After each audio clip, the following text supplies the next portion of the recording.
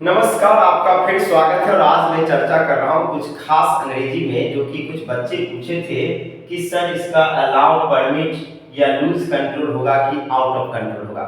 ये सब कुछ कंपटीशन के बात हैं जो आप जरूर देखे होंगे या कहीं पढ़े होंगे। फिर भी आप देखिए, ये कम जगह आप पढ़े होंगे क्योंकि ये bank, SSC, NDA, air force, CUET, ये खास तरह के एग्जाम और बोर्ड में भी महत्व रखता है। और स्पोकन में तो हम कुछ बोल देते हैं, लेकिन जब लिटरली इंग्लिश में आते हैं लिखने में तो हमें काफी सावधानी बरतनी होती है। We have to observe all cautions while solving those literary English and particularly those in written terms. So here we are. देखिए, यहाँ पर देखिए कि अलाउ और परमिट दोनों का अर्थ होता है स्वीकार है, लेकिन अलाउ का प्रयोग आप करते हैं व्यक्ति के साथ और परमिट का प्रयोग दोनों सेंस ऑफ स्पीकिंग में भी, वस्तु के साथ और व्यक्ति के साथ भी। तो इट इज अलाउड नहीं है, इट इज परमिटेड होता है। इज स्मोकिंग परमिटेड हियर, ऐसा बोलेंगे। इज स्मोकिंग अलाउड हियर नहीं बोलेंगे। तो किसी तरह से is talking in English permitted here, ऐसा बोलेंगे। ऐसा नहीं बोले is speaking English is allowed here. तो अलाउड कोई व्यक्ति को किया जाता है। आई मे बी अलाउड टू, अब मैं बोल रहा हूं तो यहाँ अलाउड होगा। तो इस तरह से यहाँ गलती था, ये सही था। उसी तरह से लेट, ये गलत है। I was allowed to go होगा, ना कि I was late to go होगा। लेट का यहाँ गलत है। इसी तरह ही वॉज परमिटेड टू एंटर, ये सही है। अब लूज कंट्रोल और आउट ऑफ कंट्रोल, ये दो टर्म आते हैं। लूज कंट्रोल का मतलब समझिए। लूज कंट्रोल का मतलब होता है कोई व्यक्ति या लिविंग थिंग्स के साथ होता, पीपुल के साथ। Out of control non living के साथ। जैसे एग्जांपल में यहां देख सकते हैं। तो एग्जांपल में आप देख रहे हैं कि he went out of control, आदमी है वह, तो आउट ऑफ कंट्रोल नहीं होगा, लूज कंट्रोल होगा। It seems that you have lost control at your children. तो यहां आप अपने बच्चे पर नियंत्रण खो दिए। I have no control over my mobile और सेल फोन। इसी तरह से बोलते हैं the bike went out of control। यहाँ बाइक जो है वो व्यक्ति नहीं है, वो मशीनरी है। वो अपना कंट्रोल खुद आउट ऑफ कंट्रोल हो गया, मतलब उसको सेंस नहीं था। कुछ आदमी का कंट्रोल किसी वस्तु पर रहता, वस्तु का वस्तु पर नहीं रहता। इसी कारण से हम कहते हैं ये went out of control। अब देखिए स्टैंड और स्टैंडिंग। तो स्टैंड जो है वो किसी वस्तु के साथ रहेगा, जो कि स्थिति दिखाने के लिए रहेगा, बसा रहने के लिए रहेगा। जैसे Patna stands on the bank of the Ganga, ये नॉन लिविंग है Patna. He stands at the door, ये गलत है क्योंकि व्यक्ति है, व्यक्ति के साथ स्टैंडिंग होना चाहिए। He is standing at the door, खड़ा रहने। और मानव का खड़ा रहने का क्रिया खड़ा है, इज स्टैंडिंग। जब ये रहा है या रहा है, दोनों एक ही बात हुआ। स्थिति दिखाने के रहेगा तो is standing, I am standing. लेकिन स्टैंड का प्रयोग जब समर्थन के अर्थ में हो तब वहां पर स्टैंड हो सकता है। I stand with you, he stand by you, वो तुम्हारे समर्थन में खड़ा है। America stands by India. तो इस तरह से हम देखते हैं कि इसका प्रयोग आप सीखे हैं। अब चलते हैं कुछ और पर।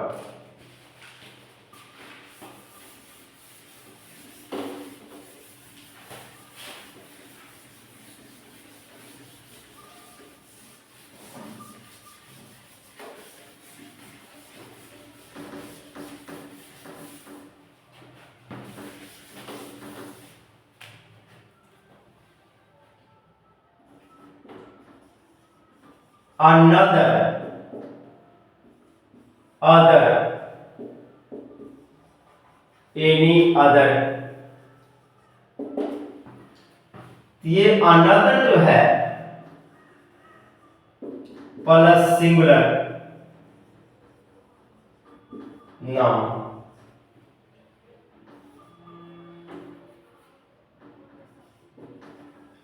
another का मतलब होता है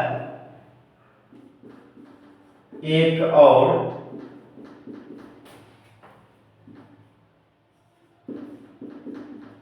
बिल्कुल वैसा, बिल्कुल अलग। अब देखिए he took another bike. He took another bike. तो यहां पर हो गया another, ये सिंगुलर आना था इसलिए एस नहीं लगा, यहां एक और, एक था और एक और लिया. He is another Sachin.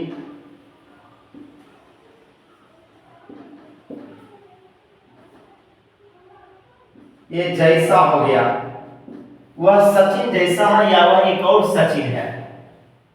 उसी तरह से this is quite another matter. यहां अलग या भिन्न बात है. ओ शिट, अब हम बोले oh shit it is another matter. Oh shit का पहले जान लीजिए, ओ शिट या व्हाट नॉनसेंस या व्हाट द हेल, मतलब क्या बकवास है. It's I was. तो हम इसको ओ सीट बोले, ओ सीट. अब देखिए इसका अंग्रेजी आप सीख गए. Oh shit, what nonsense, what the hell, oh I was. तो ये क्या हुआ, क्या बकवास है. Actually the ultimate goal of learning English is how to communicate. I am going to sharpen your mind. अब देखिए मैंने कहा शार्पन, आपको एडजेक्टिव में ईएन लगाकर वर्ब करना, उसका अर्थ हो जाएगा करना. जैसे व्हाइट मतलब उजला और व्हाइटेड मतलब उजला करना. तो I will sharpen your mind how to communicate, not only in written English but also in spoken English. I will teach you. Actually spoken there are certain terminologies or terms which are spoken. तो कुछ certain terms होता है जो spoken में बोला जाता है, लेकिन written English में आपको you have to take great courses. With courses you have to write something in written English. तो written English में इस सब चीज पर ध्यान देना. अब देखिए another, he took another books. ये गलत है, यहां बुक होगा. another plus time plural. another 5 hours is going to be crucial.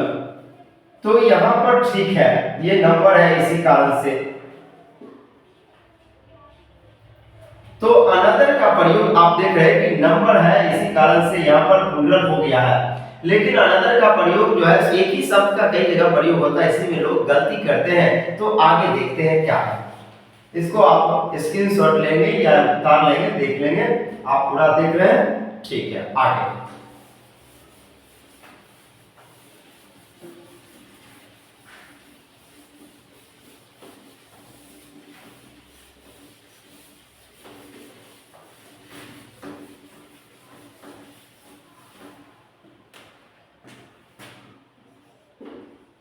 another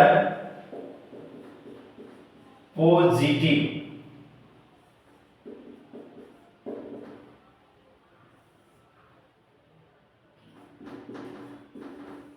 He gave me any other chance. गलत है. another, तो यहां देखिए कि आप नोट नहीं लगा है. जब ये नोट नहीं लगा तो यहां पर एनी अदर नहीं अनदर होगा. अब he didn't give me another book. गलत है. यहां एनी अदर होगा।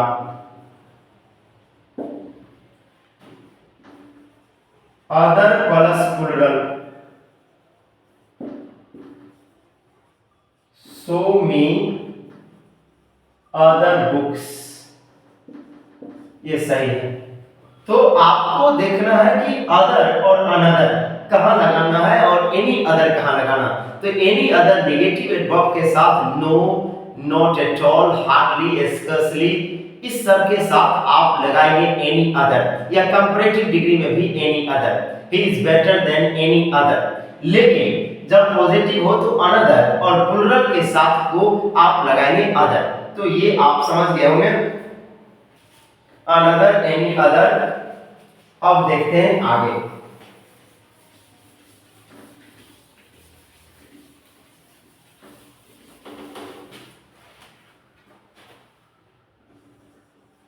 Call non living,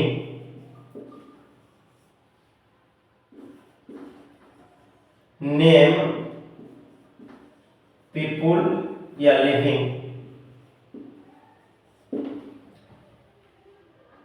I watched the film named Elephant। ये गलत है क्योंकि ये फिल्म आप देखें और फिल्म नॉन लिविंग होता है, इसी कारण से यहां नेम के स्थान पर कॉल होगा। The boy called Ravi came, गलत है। The boy named। तो आप देख रहे हैं कि English is the subject of great exceptions, or the English language is filled with such exceptions and plethora of examples can be given, but sometimes the two sentences are equally used in a different way। तो आपको कभी-कभी दो वाक्य को एक ही तरीका से विभिन्न तरीका से व्यक्त किया जाता है, और इसलिए मल्टीपल चॉइस में कहते हैं both A and B are correct. तो ऐसा भी सेंटेंस कई बार आता है, जैसे he went quickly, he went more quickly than me, he went quicker than I। ये दोनों सही है।